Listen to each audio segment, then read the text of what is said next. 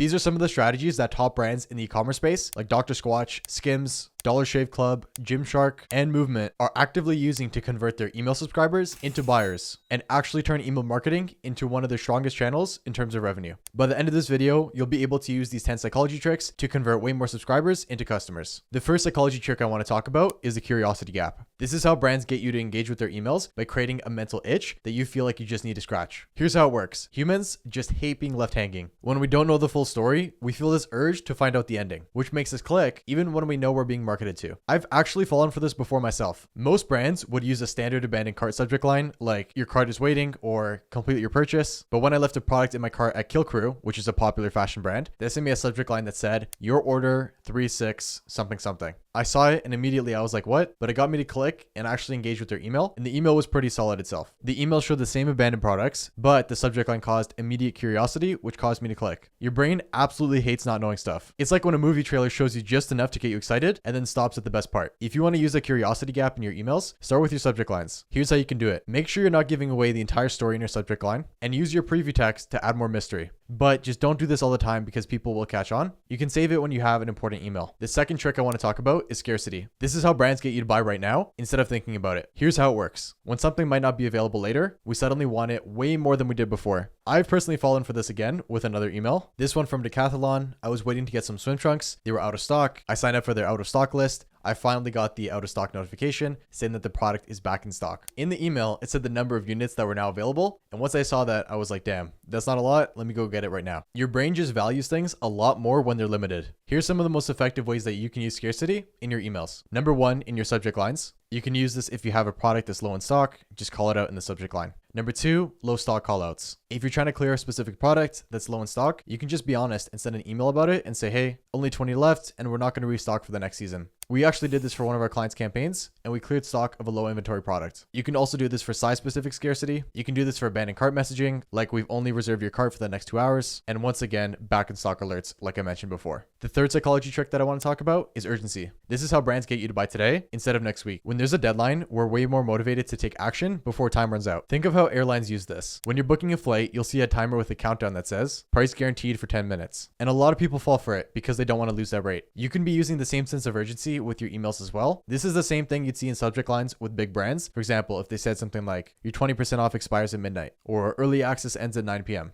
or order in the next 3 days to guarantee Christmas delivery. When you add a specific deadline, it forces you to make a decision now, and it's incredibly effective. When we split tested adding a countdown timer to a client's abandoned cart email, the conversion jumped by about 17%. Here's some of the most powerful ways that you can incorporate urgency in your emails. Number one, time limited discounts. For example, if you're running a Memorial Day sale, which is approaching when I'm recording this video, you can say something like your 20% off discount ends at midnight. Next, shipping deadlines, like I mentioned before. Order within the next 2 days and get guaranteed delivery by Christmas. And don't forget about countdown timers in your campaigns or your flow emails. What's the key difference between urgency and scarcity? Scarcity is about limited quantity, while urgency is about limited time. Both are powerful, but they're slightly different. One thing to remember, if you're saying something ends at midnight, make sure it actually does. Otherwise, your customers will catch on to your fake urgency. Real quick, if you're enjoying this video and you want to learn more about psychology tricks and sales tactics that you can use in your email marketing, then I put together a free guide that goes into way more detail than this video does. If you want to see even more tricks, plus a swipe file of over 100 emails that use these tactics, then you can go claim that free guide in the link in the description. It's completely free. It's going to help your brand perfect your email marketing a lot faster. Go ahead and check it out.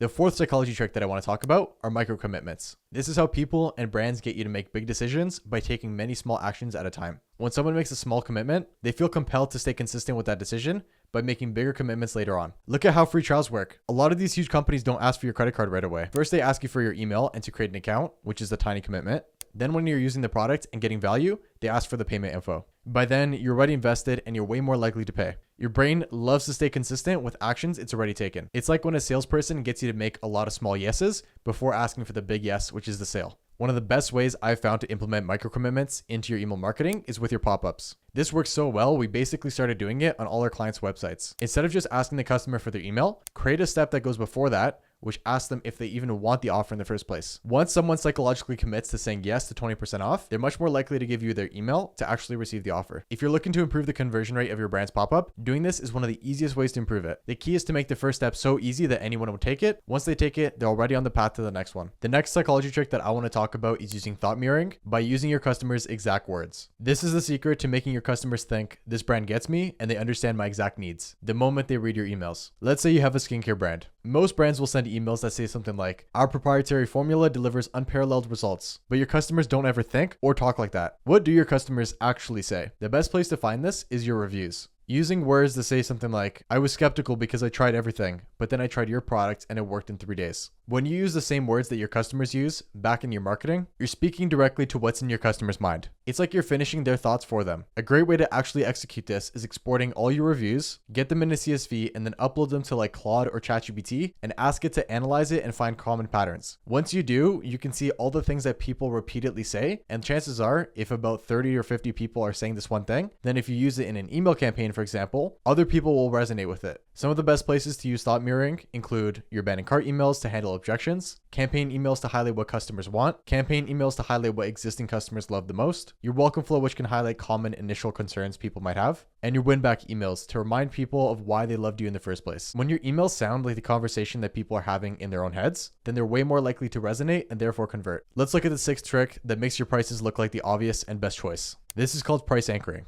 This is how brands make it seem like you're getting a great deal, even when they may not even be discounting their products at all. When you're looking at different products, the first price you see becomes a reference point for judging all other prices. Have you ever seen when a brand shows the original price crossed out and then the new price beside it? That's price anchoring at work. They want the higher number to stick in your head first because it seems like you're getting a good deal. Let me give you an example. When you hear about a $10,000 watch and then see a $100 watch, the $100 watch seems like a steal. But imagine now hearing about that $100 watch first and then a $10 watch. Suddenly, the $100 seems a bit overpriced. The first number you see always sets the reference point. That's the anchor, and it completely changes how people perceive value. McDonald's uses the same trick with their drink sizes. Their small might be $1, their medium might be $2, and their large might be $2.25. By making the price gap tiny between medium and large, and big between small and medium, they make the large seem like the obvious choice. It's a clever price structure that anchors towards higher priced items. Some of the best places to incorporate price anchoring include when displaying products in the email, you might want to show your most expensive products first, in product bundles to showcase the value stack, and when you're promoting subscriptions. Just make sure that your price anchor is actually believable, because then it's not going to work. The 7th psychology trick that I want to talk about is personalization beyond the first name. This is how brands make you feel like they're talking directly to you, not just blasting the same message to everyone. When an email references your specific behavior or preferences, it immediately grabs your attention. Using someone's first name in your emails is good, but we can do so much better. Instead of just saying something like, still thinking about the product you just viewed, why don't you try something like, still thinking about the leather jacket that you just viewed? It feels a lot more specific, and it actually makes you think a lot more than just a broad statement. Your brain is hardwired to pay attention to things that are specifically relevant to you. It's like when someone mentions your name in a crowded room, you immediately tune in. Here's some ways that you can personalize beyond the first name. You can personalize based on browsing behavior. For example, that leather jacket you just viewed, there's only 2 left in stock. You can also personalize based on geo-segmentation. For example, if it's winter and I'm a women's clothing brand, I can send a different message to those who might be in Florida or California versus customers who might be in the Northeast. Obviously, because there's 2 different weather climates at that point of the year. You can also personalize based on their purchase history. For example, if someone buys a serum, then you might want to send them an email that says, hey name, since you bought our serum, here's what we'd recommend to try next. Just be careful you don't get too specific, otherwise it can get a bit creepy, but otherwise this is a great sales tactic that you should use in all your emails. Let's move on to the 8th trick that makes people trust your products instantly, and that is social proof. This is how brands get people who don't know anything about their brand to potentially buy on their first visit. If you can clearly show them that other people love your stuff, they're much more inclined to buy from you because humans are hardwired to follow what others do.